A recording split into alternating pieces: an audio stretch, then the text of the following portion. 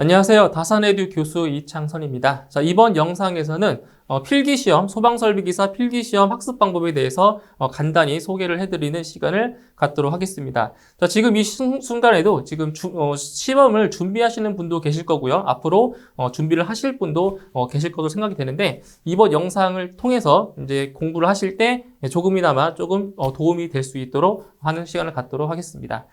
자, 이제 그 시험이 필기시험 같은 경우가 이제 소방설비 산업기사는 이제 2020년 4회부터, 그리고 이제 소방설비 기사 시험은 올해 3회차 시험부터 이제 CBT 시험으로 다 변경이 되었죠. 그래서 저도 이제 올해 처음으로 한번 소방설비 기사 CBT 시험을 응시했었는데, 이제 종이로 이제 시험을 봤을 때보다 좀 더 편했던 그런 기억이 있습니다. 그래서 이번 시간에 그 소방설비 기사 그 전기 분야와 이제 기계 분야를 이제 구분해가지고 공부하는 방법에 대해서 알려드리도록 하겠습니다. 자, 그럼 먼저 소방설비 기사 필기 시험에 나오는 그 과목들을 먼저 알아보도록 하겠습니다.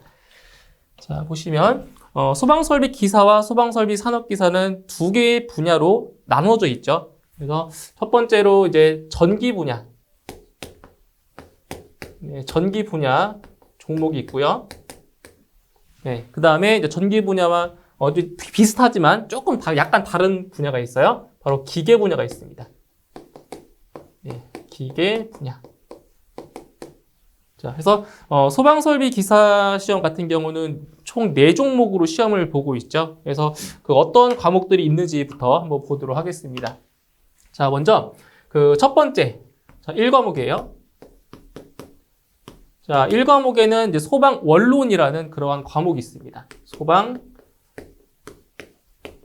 원론이라는 과목이 있고요. 그 다음에 두 번째 과목으로는 이 과목에는 소방 전기 일반이 있죠. 소방 전기 일반이 있고요. 자, 그 다음 세 번째 과목으로는 이제 암기할 내용이 상당히 많은 이제 학습자분들이 이제 가장 어려워하시는 그 과목이에요. 바로 소방관계법규예요. 이제 법에 대한 내용이기 때문에 많이 좀 어려워하는 과목 중에 하나입니다. 소방관계, 자, 법규라는 이런 과목이 있고요. 그리고 이제 마지막 네 번째 과목으로는 자, 이 과목 또한 그 암기하는 내용들이 상당히 많아요. 그래서 이거는 소방 전기 시설의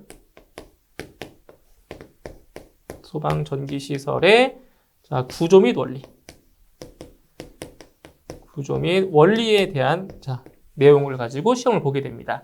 자, 이제 그 다음에 이제 기계 분야로 볼게요. 기계 분야. 자, 전기 분야와 이 기계 분야의 그 공통점이 뭐가 있냐면, 자, 공통 과목이 있어요. 그래서 이 첫 번째 과목과 세 번째 과목 있죠. 이 두 과목은 기계 분야와 공통된 내용이 있습니다. 그래서 1과목, 여기도 똑똑하게 쓸게요. 1과목이 소방 원론이 있고요.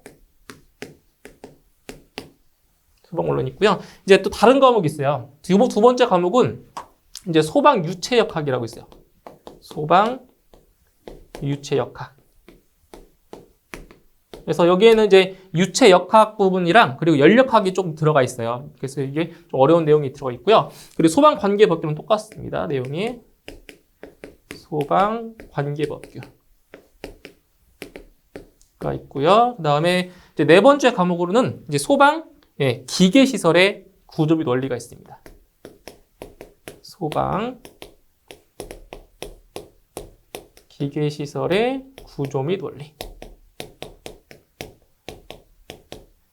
자, 이렇게 해서 전기 분야도 그렇고 기계 분야도 그렇고 총 4과목으로 시험을 보고 있어요. 그래서 각 과목당 20문제씩 30분을 잡아서 총 2시간 동안 시험을 보게 되는 거죠. 자, 그리고 일단 지금 각 과목당 20문제씩 출제가 되고 있는데, 여기에서 이제 합격 기준이 있어요. 자, 어떤 기준이냐면은 보시면은 자, 평균적이에요. 평균적으로 12문항씩. 평균이에요. 그러니까 12문항. 그러니까 점수로 말씀드리는 것보다 몇 문제, 문항수로 말씀드리는 게 더 쉬울 것 같아요. 그래서 각 과목당 평균적으로 12문제씩을 맞추셔야 돼요. 그리고 여기에 뭐가 있냐? 자, 과락이죠, 과락.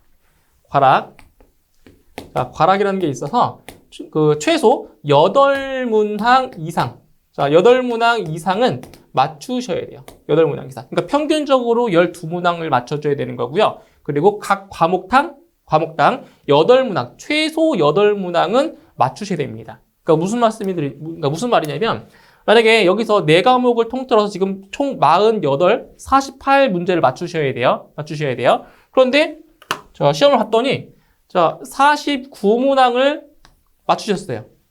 그럼 평균 넘었잖아요. 넘었죠? 그런데 만약에 소방, 전기, 일반에서 여기에서 보시면은, 자, 지금 12인데, 여기서 7개를 맞췄어요. 예를 드는 거예요. 예를 들어서 여기서 7문항을 맞췄어요.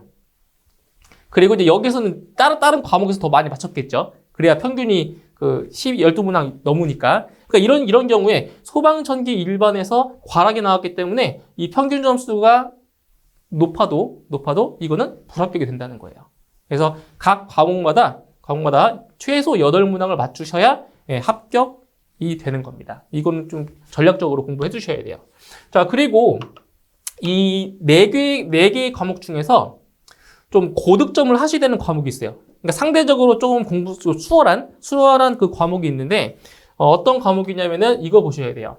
이 소방 원론 있죠. 소방 원론이 다른 과목보다 좀 상대적으로 쉬워요. 공부하기도 쉽고요. 그리고 점수를 획득하기도 쉬워요. 그래서 이 소방 원론에서 좀 적어도 전략적으로 한 17문항에서 18문항 정도는 맞추셔야 돼요. 이렇게. 그래야 이 다른 과목에서 이제 좀 적게 나온 과목을 좀 커버할 수가 있거든요. 그래서 이 소방 원론에서 17에서 18문항 정도 맞추셔야 되고요. 근데 이제 소방 전기 일반하고 이제 소방 관계 법규가 문제예요. 그러니까 의외로 과락이 많이 나오는 과목이 이제 소방 전기 일반 같은데 여기예요. 여기. 소방 관계 법규. 여기에서 과락이 생각보다 많이 나옵니다. 왜냐면 암기하는 내용이 상당히 많기 때문에 어려워요. 솔직히 공부하시기가. 그래서 이 소방 관계 법규나 소방 전기 일반 같은 경우는 이제 최소 8문항 정도, 그러니까 아니면 8문항에서 한 10문항 정도 이렇게 맞춘다라는 생각으로 하시고요. 그리고 여기 소방 전기 시설의 구조 및 원리 있죠. 여기서도 조금 15문제 이상 맞춰주는 식으로 해서 공부를 하셔야 됩니다. 뭐 이거 꼭 100점을 안 맞으셔도 돼요. 60점 이상 맞으면 되니까 좀 효율적으로 공부를 하시면 되겠고요. 자, 그리고 이 소방 전기 일반 이 과목 같은 경우는 자, 보세요. 자, 저희 회사에서 이제 하는 게 전기 기사 종목도 있잖아요. 그래서 이거는 그러니까 전기 기사 또는 전기 공사 기사 이거 전기 기사를 공부하셨던 분들은 이 소방 전기 일반은 너무 쉽습니다. 이건 아주 기초적인 내용들만 들어있기 때문에 이 전기 기사를 공부하셨거나 아니면 전기 기사를 취득하신 분들 아니면 전기를 전공하신 분들 그분들한테는 아마 이 소방 전기 일반 이 과목이 전략적인 과목이 될 거예요. 그러니까 점수를 거의 만점 맞을 수 있어요. 그분들은 거의 만점. 그러면 상대적으로 이 소방 관계 법규나 소방 전기 시설의 구조 및 원리에서 조금 부담을 좀 덜게 되는 거죠. 여기서 많이 점수를 맞게 되면. 그죠? 이렇게. 자, 그리고 이게 총 80문항이 출제가 되고 있잖아요. 80문항. 그 80문항 중에서 그 계산 문제가 이제 출제가 되고 있겠죠. 계산 문제는 이제 보통 평균적으로 몇 문제가 출제가 되냐. 한 15문제에서 한 20문제. 자, 80문제 중에요. 80문제. 전체 80문제 중에서 15문제에서 20문제 정도가 계산 문제로 출제가 되고 있어요. 그래서 계산 문제는 어디서 나오냐? 이 소방전기 일반이 20문제라고 했어요. 20문제. 그 20문제 중에서 이 소방전기 일반, 소방전기 일반에서 한 절반가량? 10문항? 10문항 정도가 이제 계산 문제로 나와요. 그리고 나머지 10문제는 뭐 단답형이나 뭐 암기해서 푸는 문제들이 있겠죠. 그렇게 나오고요. 그러니까 평균적으로 10문제 정도 나와요. 그리고 이제 소방 원론 같은 경우도 이제 계산 문제가 한 2문제? 많게는 한 3문제 정도 출제가 되고 있고요. 계산 문제가. 그리고 소방 관계 법규는 이제 거의 다 이제 암기해서 푸는 문제들이 있는데 간혹 가다가 한두 문제 정도 계산 문제가 나올 때도 있고요. 그리고 소방 전기 시설의 구조 및 원리도 한두 문제 정도는 계산 문제로 출제가 되고 있습니다. 그래서 이 계산 문제 같은 경우는 이제 소방전기 일반에서는 좀 풀기 어려운 문제들이 좀 있어요. 그러니까 전공을 안 하신 분들한테는 어렵겠죠. 그런데 이 소방 원론이나 관계법규, 소방 전기 시설의 구조 및 원리에서 이 계산 문제는 그냥 전부 다 맞추신다라는 생각으로 공부를 하셔야 돼요. 계산 문제는. 왜냐면 상대적으로 좀 쉬워요. 암기에서 푸는 것보다 계산 문제가 더 쉬울 때가 있단 말이에요. 그래서 반드시 거의 다 맞추신다는 생각으로 공부해 주시고요. 자, 그리고 이제 여기서 이제 암기를 해야 되는 과목이 유독 많은 게 뭐라고 했어요? 바로 이 소방 관계 법규라고 했죠. 이거 암기. 무조건 암기를 해야 되는데 저희 회사에서 저희 이제 상품 중에 그 포켓 요약집이라는 게 있어요. 포켓 요약집. 그래서 포켓 요약집이 어떤 과목이 있냐면은 요 소방 관계 법규, 요거 포켓 요약집. 그리고 소방 전기 시설의 구조 및 원리. 이것도 포켓 요약집으로 만들어져 있고요, 상품이. 그리고 소방 기계 시설의 구조 및 원리. 이렇게 해서 이 세 과목은 저희가 포켓 요약집. 요약집을 저희가 만들어 놨어요. 그래서 이 상품을 이제 이용하시면은 이제 들고 다니시면서 휴대하시면서 쉽게 공부를 할 수 있게끔 돼 있으니까 이거 많이 활용해 주시면 되고요. 자, 그리고 그 소방 전기 일반은 이제 계속 기출문제 반복적으로 풀어주시면 되고요. 소방 원론 같은 경우는 이제 그 화학적인 내용들이 좀 들어있어요. 그래서 화학을 뭐 전공하셨던 분들한테는 좀 쉬울 수 있지만 뭐 그렇지 않으신 분들은 조금 어렵게 다가올 수가 있거든요. 그래서 화학적인 내용들이 많으니까 그 부분도 좀 더 세세히 좀 공부를 해주시면 되겠습니다. 자, 그 다음에 자 내년 2023년부터 조금 시험에 바뀌는 내용들이 있어요. 자, 어떤 내용들이 바뀌냐면, 자, 보세요. 이쪽에 설명드릴게요. 이쪽 보세요. 자, 2023년부터 바뀌는 내용. 자, 어떤 내용들이 바뀌냐? 해보세요. 해볼게요. 2023년.